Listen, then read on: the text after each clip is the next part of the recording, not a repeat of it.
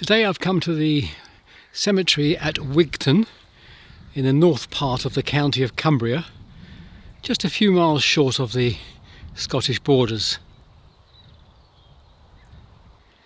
If you've never heard of the town of Cumbria or want to know more about it, it was where the broadcaster and author Melvyn Bragg was born, and Melvyn published many years ago a book about the characters he knew in Wigton as he grew up as a lad. Fascinating if you're interested in the history in this part of the world. The first thing you see as you come through the entrance is the War Memorial. This has names on four sides of it of soldiers from the First War who died, and there's around 120 names.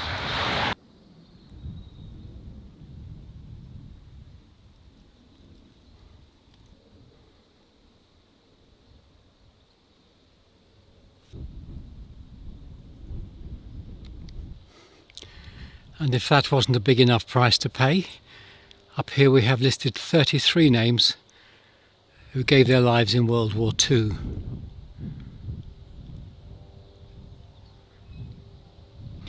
Close by we have this tall obelisk,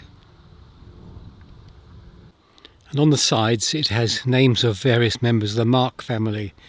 This one is particularly sad. John, son of Thomas and Jane Mark, lost overboard, HMS Cossack, Greytown, Central America, 1856, aged just 25. David Moffat, husband of Agnes Moffat, who died at Cumbria. And Agnes, and then their son, Second Lieutenant John Everard Moffat, who was lost in the Great War, 1918. This is a very nicely kept cemetery. The stones are upright, the grass is cut. It just feels cared for.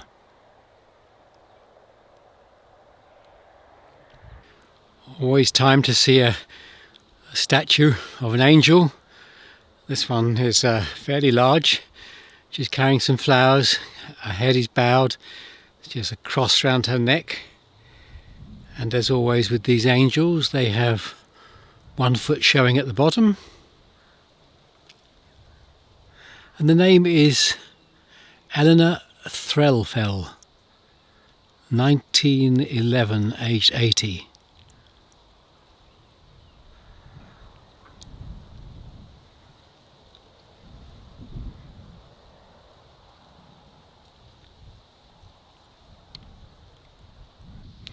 In the centre of the cemetery is one of the grandest monuments you'll see anywhere. We have at the top here this woman with the sword and the scales, and we learn it's in memory of William Banks, Justice of the Peace, Deputy Lieutenant, High Sheriff for the County of Cumberland, 1811-1878, and also Sarah Barwise, his wife. So William Banks was obviously a very important man. On the side of the monument is a door and a door knocker. Well, I'm not going to try knocking. I might get the surprise of my life if it opened. Margaret Hannay, wife of John Hannay and John, and then Private Joseph Hannay, their son, killed in the Great War, 1915, aged 22. Beneath that is his brother Frank, who died in his third year, and then John William, who died in infancy. And then beneath that, Private Frank Hannay, their son, killed in action 1941 and buried in the cemetery at Tobruk. That's a pretty sad story on that stone. Some young deaths and two who gave their lives in the war. It always helps when we learn a little bit about the person. Robert Musgrave Fenwick, third son of William and Sarah Fenwick, postmaster of Wigton, 1886, died 1971. Beneath that we have other Fenwicks and a cubby. A modern one, but I was intrigued by the address. Isabella Studholme of the Stampery, Wigton. Stampery, I have no idea what that is or what it means or whether it was a trade. Anyway, that's Isabella Studholme. A very detailed, elaborate cross on top of this memorial. And beneath, Joseph Taylor, 1916. Mary Ann, the wife of Joseph Taylor, who died at Station Hill, Wigton. Well, this cemetery is in Station Hill, Wigton, so she didn't have far to go. 1919, and then more members of the family. Well, this is quite different. This is certainly a very male-looking angel with the wings, holding a cross and some sort of musical instrument, I think, in his right hand. And the inscription is John Henderson, son of John and Hannah Henderson of Morehouse, 1822, 1861, and then some more underneath. Let's just show you that very masculine looking angel. I suppose the angel Gabriel was a man, so perhaps this is him. There are some larger memorials spaced along the wall here.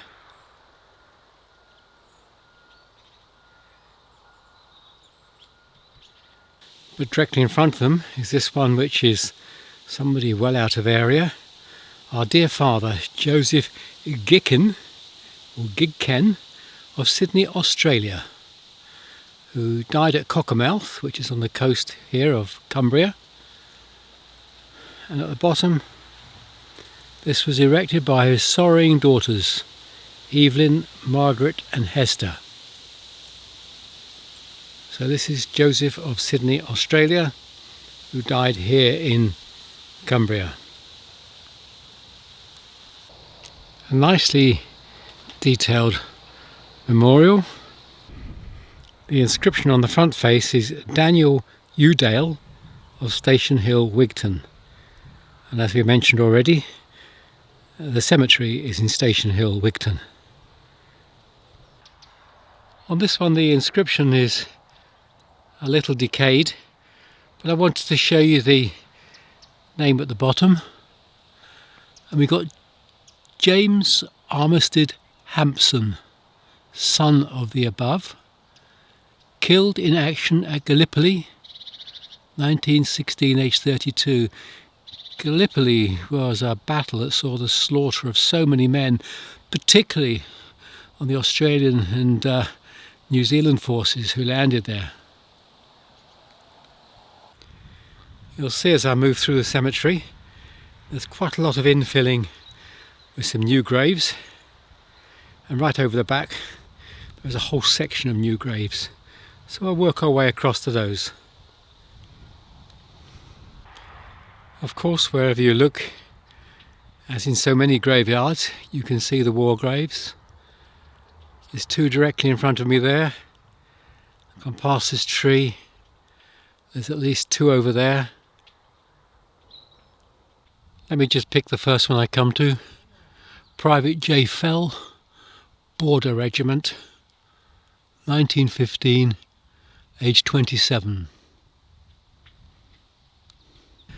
There's a stone here for Sisters of Mercy in Wigton. And we have Teresa, Angela, Imelda, Zita, Francis, Patricia, and then Peter Flynn, Philomena Coughlin and Geraldine Lynn. Now, I don't know anything about the Sisters of Mercy, but I'm just surprised to see Peter Flynn listed there. This is different. It's a stone heart mounted on what looks like a tree trunk, but the tree trunk is actually fiberglass and resin. It's an artificial tree trunk. So this is the memorial.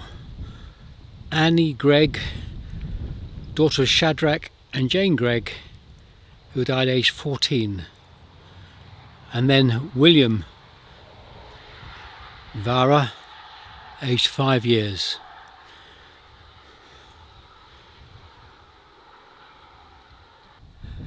I'm a great fan of these modern graves where they put a little image on there to tell you something about the person.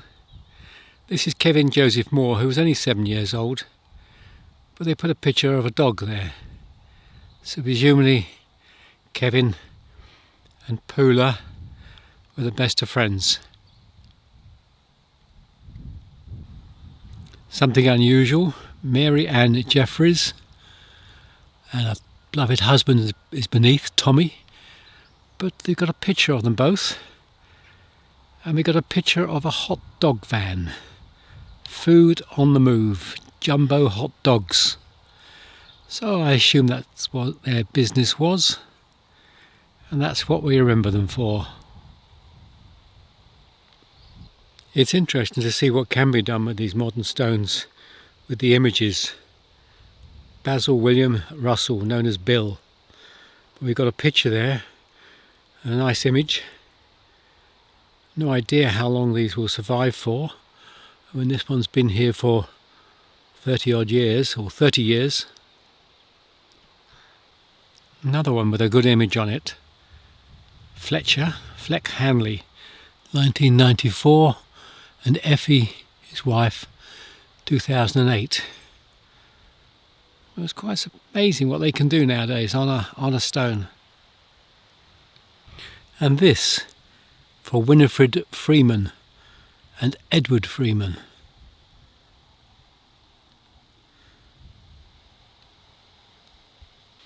Or Keith McCracken, who died in 2017, has a picture of two dogs up here.